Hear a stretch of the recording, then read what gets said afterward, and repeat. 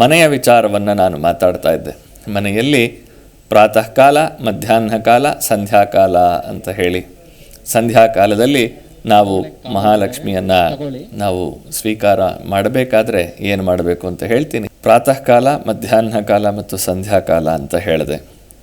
ಇದರ ಜೊತೆಯಲ್ಲಿ ನಮಗೆಲ್ಲ ಬಹಳ ಮುಖ್ಯವಾಗಿ ಬೇಕಾಗಿರುವಂಥದ್ದು ಈ ದೋಷಗಳ ಪರಿಹಾರ. ನೋಡಿ, ಇವಾಗಲೇ ಕೇಳಿದ್ರಿ, ಆತ್ಮಹತ್ಯೆ ಅನ್ನೋದು ಮಹಾಪಾಪ ಅಂತ ಹೇಳ್ತಾರೆ. ಆದರೆ ವಿಧಿವಿಹಿತ ಬೇರುಂಟೆ ಜಗದೊಳಗೆ ಅಂತ ಇನ್ನೊಂದು ಕಡೆ ಹೇಳ್ತಾರೆ. ವಿಧಿ ಹಣೆಯಲ್ಲಿ ಬರೆದಿದ್ದರೆ ನಾವು ಹೀಗೆ ಸಾಯಬೇಕು ಅಂತಿದ್ರೆ ಹಾಗೆ ಸಾಯಬೇಕಾದ ಪರಿಸ್ಥಿತಿ ಬರುತ್ತೆ. ಅದರಲ್ಲಿ ನಮ್ಮದೇನು ತಪ್ಪಿರುತ್ತೆ? ಈ ಥರ ಎಲ್ಲ ಹಲವಾರು ಪ್ರಶ್ನೆಗಳು ಬರ್ತಾ ಇರುತ್ತೆ. ಆ ಒಂದೊಂದು ಪ್ರಶ್ನೆಗೂ ಉತ್ತರ ಕೊಡೋಕ್ಕೆ ಹೋಗ್ತಾ ಇದ್ದರೆ ನಮ್ಮ ಜೀವನದ ಅವಧಿಯೇ ಸಾಲೋದಿಲ್ಲ. ಅಂತಹ ಒಂದು ಪ್ರಶ್ನೆ ನಮ್ಮ ಜೀವನ ಅಂದರೆ ಅದು ಒಂದು ಪ್ರಶ್ನೆ. ಆ ಪ್ರಶ್ನೆಯಲ್ಲಿ ನಾವು ಉತ್ತರವನ್ನು ಕಂಡು ಹಿಡ್ಕೊಳ್ಳೋದಕ್ಕೆ ಸಾಧ್ಯ ಆಗೋದಕ್ಕೆ ಉತ್ತರ ಕಂಡು ಹಿಡ್ಕೋಬಹುದು, ಇಲ್ಲದೆ ಇರೋದಕ್ಕೆ ಶರಣಾಗತಿನೇ ಉತ್ತರ. ಅದು ಬಿಟ್ಟು ಬೇರೆ ಏನೂ ಇಲ್ಲ. ಭಗವಂತ ಇದೇನು ಮಾಡಿಸ್ತಾ ಇದೆಯೋ ಅದು ನಿನಗೆ ಗೊತ್ತು, ನಮಗೇನು ಗೊತ್ತಿಲ್ಲ ಅಂತ ಭಗವಂತನಿಗೆ ಶರಣಾಗೋದೇ ಉತ್ತರ. ಮನೆಯ ವಿಚಾರವನ್ನು ಮಾತಾಡ್ತಾ ಈ ವಿಧಿಯನ್ನು ಎದುರಿಸುವಂತಹ ಶಕ್ತಿ ಬರಬೇಕು ನಮಗೆ. ಅಂದರೆ ನಮ್ಮ ಆತ್ಮವಿಶ್ವಾಸ ಕುಗ್ಗಿ ಹೋಗ್ಬಿಡುತ್ತೆ. ಏನು ಮಾಡಬೇಕು ದಾರಿ ತೋರಿಸ್ತಾ ಇರಲ್ಲ. ಆವಾಗ ಇಲ್ಲ ಒಂದು ಮನೆ ಬಿಟ್ಟು ಹೋಗ್ಬಿಡೋಣ ಎಲ್ಲಾದರೂ ಅನಿಸುತ್ತೆ, ಇಲ್ಲದೇ ಇದ್ದರೆ ಆತ್ಮಹತ್ಯೆ ಮಾಡ್ಕೊಂಬಿಡೋಣ ಅನಿಸುತ್ತೆ. ಇವೆರಡೇ ನಮಗೆ ಕಣ್ಣಿಗೆ ಕಾಣಿಸೋವಂಥದ್ದು. ಸುಲಭವಾಗಿ ಆಗ್ಬಿಡುತ್ತೆ ಅಂತ ನಾವು ಅಂದ್ಕೊಳ್ತೀವಿ. ಆದರೆ ಹೋದರೂ ಕೂಡ ಮತ್ತೆ ಮನೆಗೆ ವಾಪಸ್ ಬರಬೇಕು ಅನಿಸುತ್ತೆ. ಆತ್ಮಹತ್ಯೆ ಮಾಡಿಕೊಂಡ್ರೆ ಈ ಜನ್ಮದ ಏನು ನಮ್ಮ ಋಣ ಇರುತ್ತೋ, ಯಾರಿಗೋ ಸಾಲ ತೀರಿಸ್ಬೇಕೋ, ಮನೆ ಮಡದಿ ಮಕ್ಕಳನ್ನು ನೋಡ್ಕೊಳ್ಬೇಕೋ, ಏನು ಋಣ ಇರುತ್ತೋ ಆ ಋಣ ಮುಂದೆ ತಿರ್ಗಾ ಜನ್ಮ ಬಂದಾಗ 100 ಪಟ್ಟು ಅನುಭವಿಸ್ಬೇಕಾದ. ಅಯ್ಯೋ ಮುಂದಿನ ಜನ್ಮ ಯಾರು ನೋಡಿದವರು, ಇವಾಗ ಆದರೆ ಸಾಕು ಅಂತ ಅಂದ್ಕೊಂಡ್ಬಿಡ್ತೀವಿ.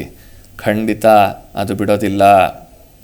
ಹೇಗೆ ನಾವು ಮೆಣಸಿನಕಾಯಿ ಜಾಸ್ತಿ ಹಾಕಿ ಊಟ ಮಾಡಿಬಿಡ್ತೀವೋ, ಖಾರದ ಪದಾರ್ಥವನ್ನು ಊಟ ಮಾಡಿದ್ಮೇಲೆ ಹೊಟ್ಟೆಯಲ್ಲಿ ಉರಿ ಶುರುವಾಗಿ ಅದು ನಾವು ನೀರು ಕುಡಿದು ಇನ್ನೊಂದು ಮಾಡಿ ಮತ್ತೊಂದು ಮಾಡಿ ಏನು ಮಾಡಿದ್ರು ಅದು ಡೈಜೆಸ್ಟ್ ಆಗೋವರೆಗೂ, ಆ ಖಾರದ ಪದಾರ್ಥ ತಿಂದಿರೋದು ಸಂಪೂರ್ಣ ಡೈಜೆಸ್ಟ್ ಆಗಿ ನಮ್ಮ ದೇಹದಿಂದ ಅದು ಆಚೆ ಹೋಗೋವರೆಗೂ ಹೊಟ್ಟೆಯ ಬೇನೆ ಹೇಗೆ ಅನುಭವಿಸ್ತೀವೋ ಹಾಗೆ ಈ ಪ್ರಾರಬ್ಧ ಕರ್ಮಗಳು ಕೂಡ ನಮ್ಮನ್ನು ಬೆಂಬಿಡದೆ ಕಾಯುತ್ತೆ, ಬೆಂಬಿಡದೆ ಹಿಂಬಾಲಿಸ್ತಾ ಬರುತ್ತೆ. ಅದರಿಂದ ಎಚ್ಚರಿಕೆ, ಬೇರೆ ಡಿಸಿಷನ್ ತೊಗೊಳ್ಳೋಕ್ಕೆ ಮುಂಚೆ ಎಚ್ಚರಿಕೆ. ಆದ್ದರಿಂದ ಆತ್ಮಹತ್ಯೆ ಅಥವಾ ಹೋಗೋದಲ್ಲ ಪರಿಹಾರ ಏನು ನಮ್ಮಲ್ಲೇ ಇದೆ. ಏನು ಪರಿಹಾರ? ನಿನ್ನೆ ನಾನು ಸೂಕ್ಷ್ಮವಾಗಿ ಹೇಳಿದೆ. ಮನೆಯಲ್ಲಿ ಸೂರ್ಯೋದಯ ಸೂರ್ಯಾಸ್ತಮಯ ಕಾಲದಲ್ಲಿ ನಾವು ಅನುಸರಿಸಬೇಕಾಗಿರುವಂತಹ ಒಂದು ವಿಚಾರಗಳನ್ನು, ಇದರ ಜೊತೆಯಲ್ಲಿ ಬಹಳ ಮುಖ್ಯವಾಗಿ ಮಾಡುವಂಥದ್ದು ಒಂದು ವಿಚಾರ ಇದೆ, ತಿಳಿಸ್ತೀನಿ. ಬಹಳ ಮುಖ್ಯವಾಗಿ ನಮ್ಮಲ್ಲಿ ದೋಷ ಅನ್ನೋದು ನಮ್ಮ ಮೈಯೇ ನಮ್ಮ ಜೀವನವೇ ಒಂದು ದೋಷವಾಗಿ ಹುಟ್ಟುತ್ತೆ. ಆ ದೋಷವನ್ನು ಪರಿವರ್ತನೆ ಮಾಡಿಕೊಂಡು ಸುಖಮಯವಾದ ಜೀವನವನ್ನು ಅನುಭವಿಸೋದು ನಮ್ಮ ಕೈಲೇ ಇರುತ್ತೆ.